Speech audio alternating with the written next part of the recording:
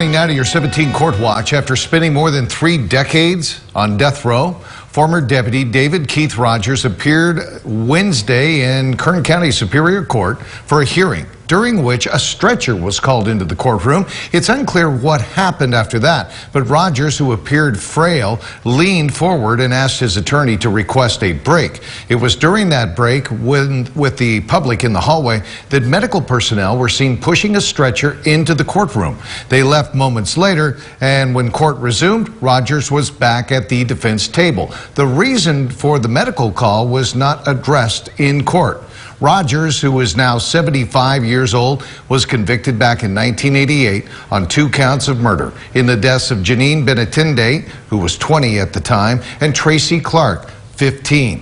Benatinde was killed in early 1986 and Clark a year later. Both worked as prostitutes, which is how Rogers encountered them. Rogers was sentenced to death, but in 2019, the California Supreme Court overturned his death penalty after determining a prosecution witness falsely testified that Rogers had sexually assaulted her. The murder convictions stand, but now the DA's office will retry the penalty phase of this trial some 34 years later.